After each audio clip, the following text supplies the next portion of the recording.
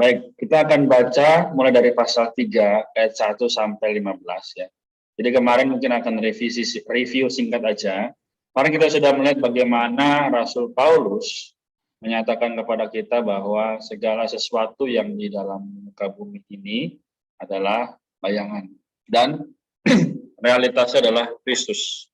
Nah, jadi malam ini kita akan kembali membahas dari lanjutan ayat 23 ya. Bagaimana kita responnya sebagai orang-orang kudus. Ya, kita hidup sebagai orang kudus bagaimana.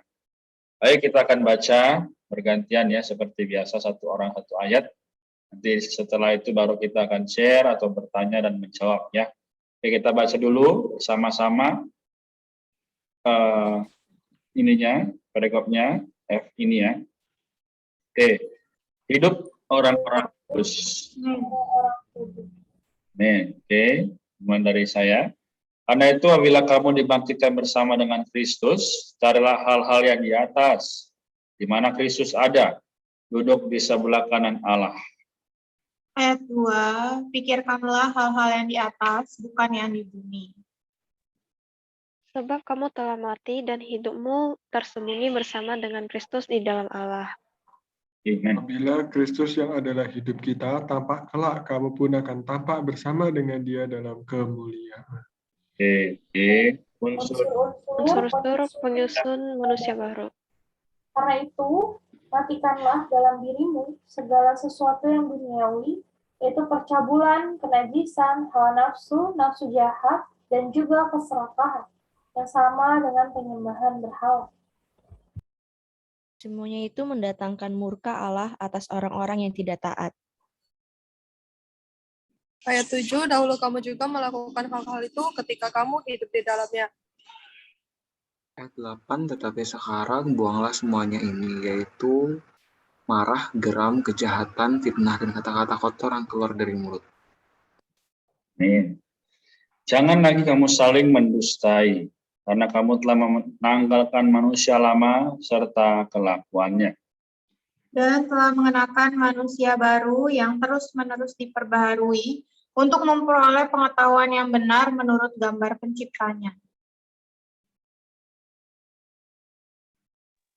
Sorry, ayat keberapa ya? 11. Dalam hal ini tidak ada lagi orang Yunani atau orang Yahudi, orang bersunat atau orang tak bersunat, orang barbar atau orang Skit, Buddha atau orang merdeka, tetapi Kristus adalah semua dan di dalam segala sesuatu. Suatu kehidupan dalam kesatuan dengan Kristus. Sama sejak Kristus menjadi juri. Karena itu, sebagai orang-orang pilihan Allah yang dikuduskan dan dikasihinya, kenakanlah belas kasihan, kemurahan, kerendahan hati, kelemah lembutan, dan kesabaran. Amin. Sabarlah kamu seorang terhadap yang lain, dan ampunilah seorang akan yang lain, apabila yang seorang menaruh dendam terhadap yang lain, sama seperti Tuhan telah mengampuni kamu, perbuatlah juga demikian. Ayat 14, di atas semuanya itu, kenakanlah kasih sebagai pengikat yang mempersatukan dan menyempurnakan. Ayat 15, hendaklah damai sejahtera Kristus memerintah dalam hatimu, karena untuk itulah kamu telah dipanggil dalam satu tubuh dan bersyukurlah. Amin. Ya, jadi ayat 15 ini sangat baik, teman-teman ya. Bagaimana kalau kita baca sama-sama lagi ayat 15 ini? Ya, 1, 2, 3. Hendaklah damai sejahtera Kristus memerintah dalam hatimu, karena untuk itulah kamu telah dipanggil dalam satu tubuh dan bersyukurlah. Amin. Ya, jadi 15 ayat, namun begitu penuh dengan makna. Ya. Adakah yang mau share duluan atau bertanya sebelum saya nanti bagikan apa yang saya dapatkan? Ya.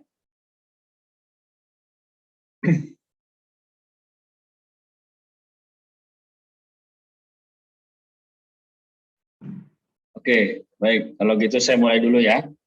Teman-teman, kita telah melihat ada 3 pembagian ya di sini, yaitu pertama, hidup orang-orang kudus, unsur-unsur penyusun manusia baru, ya, lalu apa?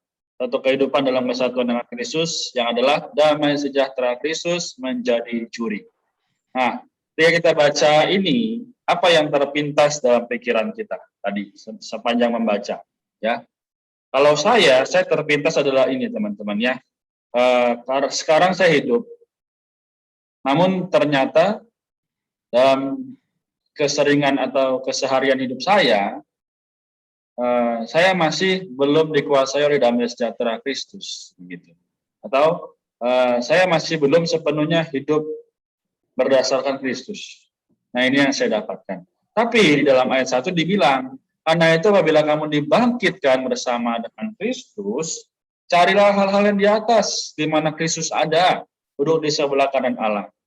Baik, mungkin saya bertanya nih, kita semua yakin dan percaya kan ya, kita telah dibangkitkan bersama dengan Kristus? Amin ya. Amin. Apa? Yaitu saat Tuhan 2000 tahun yang lalu, dia mati, kubur 3 hari, dia bangkit. Dan menjadi roh yang menghidupkan. Itu ada di dalam 1 Korintus 15 ya. Tapi hari ini bagaimana supaya kita bisa mencari hal-hal yang di atas? Sedangkan dalam keseharian kita bersentuhan dengan apa? Banyak sekali hal-hal duniawi, begitu. Ya, entah itu perkuliahan, entah itu pekerjaan ya, entah itu hal-hal lainnya. Tapi apa yang sekarang menjadi tujuan dan sasaran kita sebagai orang beriman? Itu apa? Ayat 3, sebab kamu telah mati dan hidupmu tersembunyi bersama dengan Kristus di dalam Allah. Teman-teman, dulu saya waktu kecil ya, sering ketika sekolah minggu itu dengar lagu ini. Ku telah mati dan tinggalkan cara hidupku yang lama. Harusnya semua tahu ya. Tapi ini seringkali hanya menjadi lagu aja begitu yang diputar di CD, di mobil begitu ya. So bagaimana kita sehari-hari boleh meninggalkan manusia lama? Nah, kemarin ada pertanyaan dari teman kita Aksel ya, sangat baik. Dan jawabannya juga sangat baik. Ya, kita adalah orang-orang yang telah diselamatkan. Ketika kita diselamatkan, kita menempuh hidup ini, nggak bisa lagi dengan cara hidup kita. Karena kita telah dibeli. Nah, di sini semua tahu ya, bahwa ada cerita dulu seorang budak dibeli oleh tuannya. Ya. Maka budak itu sepenuhnya atau seluruh dirinya telah menjadi milik tuannya. Nggak bisa lagi apa? Ya sesuai dirinya sendiri mau makan apa gitu nggak bisa. Nah maka hari ini bagaimanapun situasi kita, kondisi kita, tergantung bagaimana kita mau milih, mau jadi budak dunia atau menjadi budak Kristus. Ya. Sekarang saya lanjutkan ya. Bagaimana sih kita bisa disusun dengan manusia baru ini? Nah, ya kita lihat bahwa cara-cara hidup kita ya, bagaimanapun kita berbicara ataupun bersikap begitu ya, ini menjadi tolak ukur. Kita hari ini melihat bahwa banyak orang mereka tuh seperti tanda kutip bangga ya kan, misalnya kerja ya kan, berkuliah terus dapat prestasi gitu ya, bagus nggak bagus, tapi kalau tidak diimbangi dengan kehidupan manusia baru, maka apa yang terjadi? Ya udah, hanya sekedar lewat dan hidup ini hanya menjadi begitu saja. Namun dibilang di ayat yang ke-7, dahulu kamu juga melakukan hal itu ketika kamu hidup di dalamnya. Apa yang dilakukan? Yaitu segala hal duniawi, ya, najis, ya, hal nafsu, percabulan, nafsu jahat, serakahan. Teman-teman, puji Tuhan kita hari ini telah diselamatkan dan menerima diri Allah yang sering kita sebut adalah hayat Allah.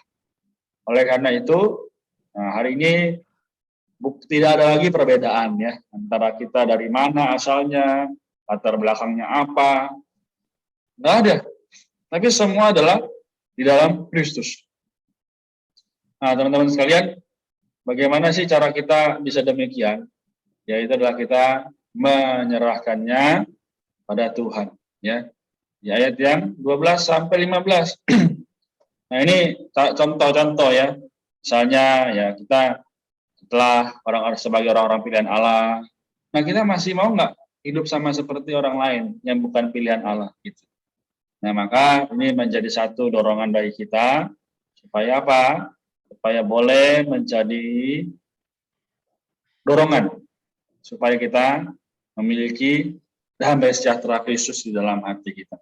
Nah, ini yang bisa saya sampaikan. Nanti kalau masih ada waktu, saya tambahkan ya. Baik, silakan, mungkin ada yang terjamah dengan ayat atau mau membagikan pengalamannya, dia persilakan.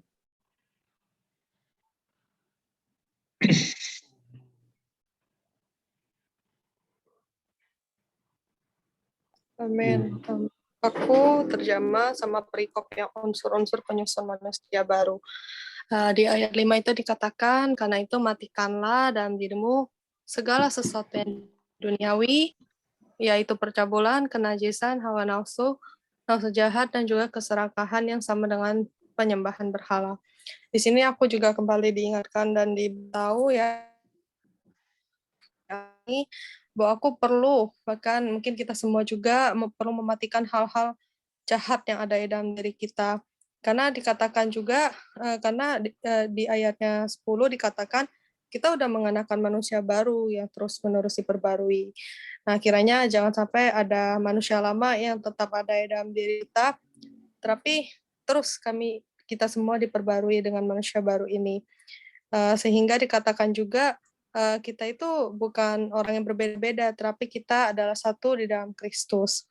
Amin, itu yang aku nikmati. Amin. Terima kasih. Baik ya. Ada lainnya? Aku tadi menikmati di ayat 12 sampai 15 ya. Jadi kalau yang atas-atasnya kan ngomongin tentang manusia baru, unsur-unsur manusia baru. Nah, kemudian di sini itu sebagai manusia baru tuh kehidupan kita tuh kayak gimana? Nah, di ayat 15 itu hendaklah damai sejahtera Kristus memerintah dalam hatimu. Karena untuk itulah kamu telah dipanggil dalam satu tubuh dan bersyukurlah. Jadi setelah kita itu menjadi mati dan bangkit bersama Tuhan ya, terus dalam diri kita ada Tuhan, ya, damai sejahtera Kristus itu memerintah di dalam diri kita. Gitu. Nah, inilah yang menjadi juri, gitu dikatakan. Jadi juri itu apa yang kita lakukan itu ya based on this, gitu loh. Harus berdasarkan ini, gitu. Bukan lagi benar salah ya kan? Karena kalau benar salah ya nanti susah tuh yang di ayat 13 ya kan. Ampunilah seorang yang lain ya kan. Seorang menaruh dendam terhadap yang apabila seorang menaruh dendam sama seperti Tuhan mengampuni kamu, perbuatan juga demikian. Ini akan sulit. Kenapa gitu? Karena ya Tuhan bisa mengampuni orang yang mencemooh dia gitu kan, yang menyiksa dia. Tapi dia itu juga Tuhan yang adil gitu kan. Nah, kalau kita yang seperti di posisi Tuhan, wah kayaknya sih kita bakal adil benar aja gitu. Mengasihinya itu sulit gitu. Mati untuk mereka ya sulit, lebih sulit lagi gitu. Nah, tapi bukan nggak bisa ya kan. Ketika kita manusia baru terus diperbarui dari sehari ke sehari ya bisa. Gimana caranya? Ya kita membiarkan damai sejahtera Kristus itu yang menjadi juri. Apa yang kita lakukan itu ada damai sejahtera Kristus enggak gitu.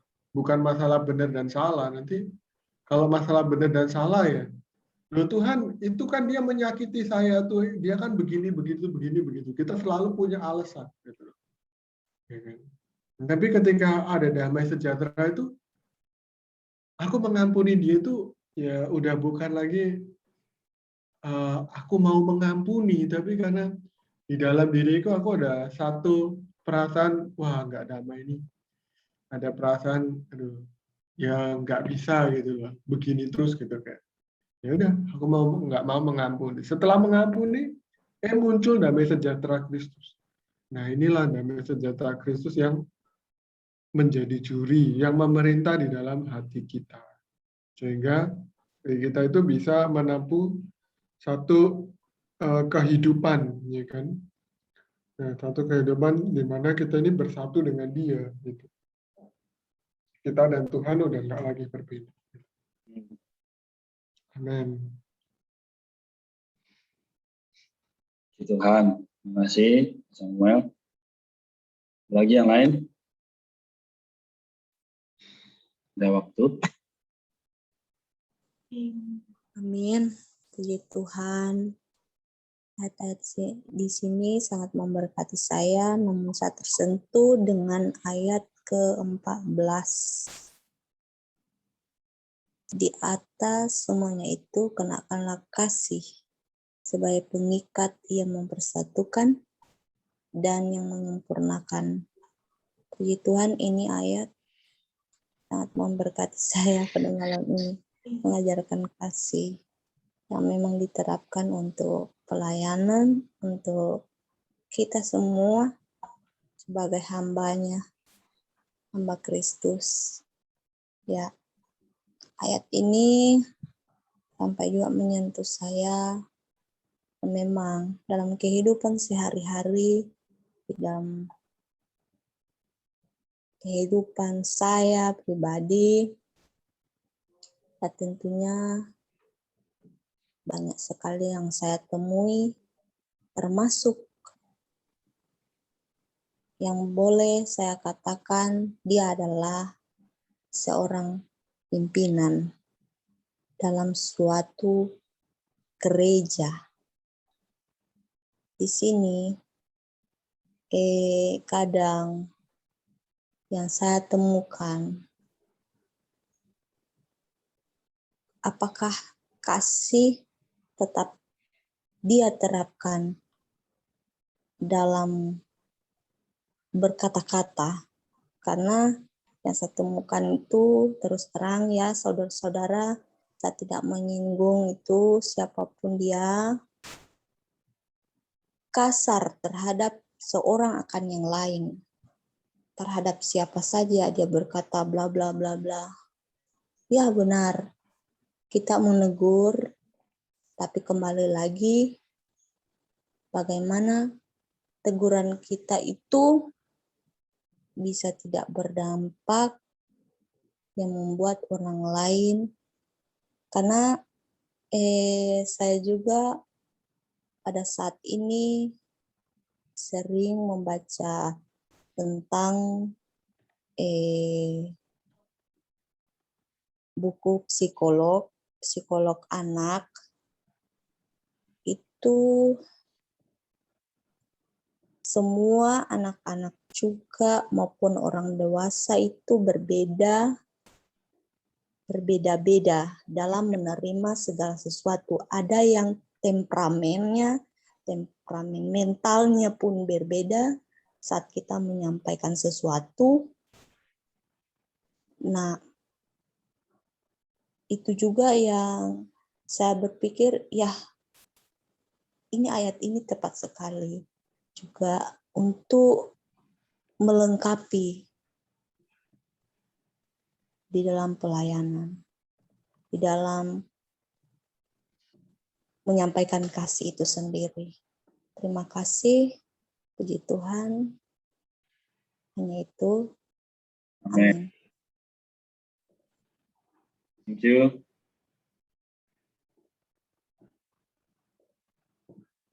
Puji Tuhan, aku juga menikmati di ayat 5 ya. Karena itu matikanlah dalam dirimu segala sesuatu yang duniawi. Sebenarnya kalau kita lihat lagi di ayat 12 juga, ini ada satu tolak belakang ya. Maksudnya satu sisi kalau kita lihat ke manusia lama kita tuh nggak ada yang bagus ya. Ada percabulan, duniawi, hawa nafsu, kenajisan ya. Dan di ayat 6 tuh dipertegas semuanya itu adalah mendatangkan murka Allah. Tapi puji Tuhan di ayat 12, kita ini adalah orang-orang pilihan Allah ya, yang dikuduskan. Jadi gimana caranya supaya kita mempertahankan kekudusan kita? Sebenarnya jawabannya ada di ayat 10 ya. Kita perlu belajar mengenakan manusia baru. Jadi hari ini walaupun kita adalah anak-anak Allah, tidak terpungkiri ya, kita juga masih tinggal di bumi, masih banyak hal-hal selain Tuhan yang mungkin menduduki kita gitu. Dan ini sebenarnya tanda kutip mendukakan hati Allah ya.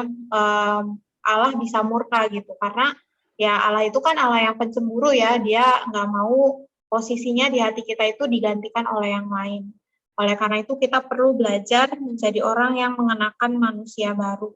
Aku juga terkesan ternyata ketika kita mengenakan manusia baru segala perbedaan itu akan disingkirkan ya.